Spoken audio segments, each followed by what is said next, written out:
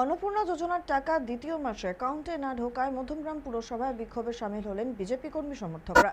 শুক্রবার শতাধিক মহিলা সহ বিজেপি সমর্থকেরা পুর প্রধানের দফতরের সামনে অবস্থান বিক্ষোভে বসেন। বিক্ষোভকারীদের অভিযোগ, অন্নপূর্ণা যোজনার প্রথম দফার টাকা উপভোক্তাদের অ্যাকাউন্টে এলেও পরবর্তী মাসে আর কোনো অর্থ জমা পড়েনি।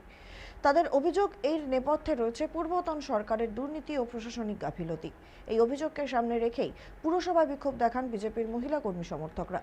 পরিস্থিতি নিয়ন্ত্রণে ঘটনাস্থলে পৌঁছায় মধ্যমগ্রাম থানার পুলিশ। যদিও এই অভিযোগ প্রসঙ্গে মধ্যমগ্রাম পুরসভার পক্ষ থেকে এখনো পর্যন্ত কোনো প্রতিক্রিয়া পাওয়া যায়নি।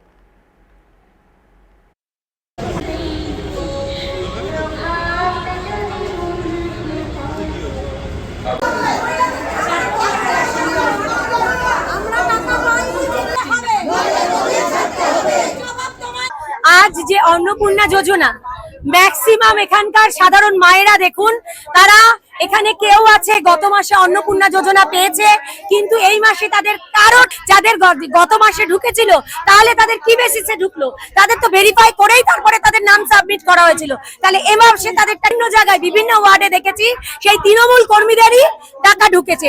এখানে ইচ্ছাকৃতভাবে পৌরসভার ঘরে বান্ডিল বান্ডিল অন্নপূর্ণার ফন্ড কি করছে? কেন পৌরসভা নিজের দায়িত্ব অস্বীকার করছে? পৌরসভা কি এখানে দুর্নীতি করার ভুল ধারণা এরা ছড়াচ্ছে, যাতে মানুষের মধ্যে, সাধারণ মানুষ তারা কতটুকু বুঝবে, তাদের মনে এই ধারণা পৌঁছায় যে বিজেপি সরকার সবাইকে অন্নপূর্ণার, যতক্ষণ না নিমাই ঘোষের সাথে দেখা করছে আমাদের মায়েরা দিদিরা এর সলিউশন পাচ্ছে। আমরা কিন্তু নিমাই ঘোষের সাথে দেখা না করে, এখান থেকে সঠিক আশ্বাসবাণী না পেয়ে, তাহলে এ মাসে কি হলো যে আমাদের বাইরে ঢুকছে না? তাহলে যদি প্রথম মাসেই সমস্যাটা এবার, তাহলে যখন অনলাইনে করতে হবে তাহলে প্রথমে আমাদের কেন জমা নিল? তখন তাহলে কি করে নতুন সরকারের কাছে জানাবো যে সত্যটা যাচাই করে সবার প্রত্যেকটা যাদের দরকার তাদের আছে। এমনও আমাদের কাছে খবর আছে যে যাদের মানে ফর্ম ফিল আপ করেনি, পৌরসভা থেকে হোক, যেখান থেকে আমাদের বলা হোক যে আমাদের সমস্যা হতে পারে, অবশ্যই, না হলে ঢুকবে না কেন? মধ্যমগ্রামের সব জিনিসে আমরা বঞ্চিত।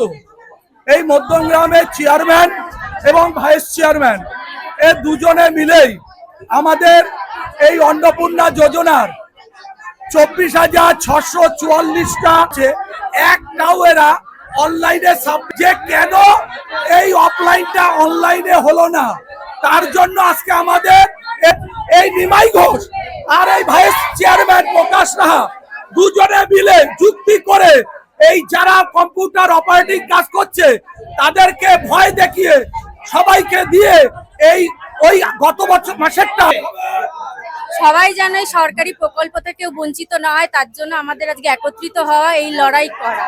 এই দুর্নীতি থেকে আমাদের মুক্ত করতে হবে, এই দুর্নীতিবাজ আর চলবে না, তৃণমূল দুর্নীতি মুক্ত আমাদের করতে হবে। মধ্যমগ্রামবাসী প্রত্যেক মহিলা আমরা এর জন্য একত্রিত হয়েছি। হ্যাঁ হ্যাঁ হ্যাঁ, না না।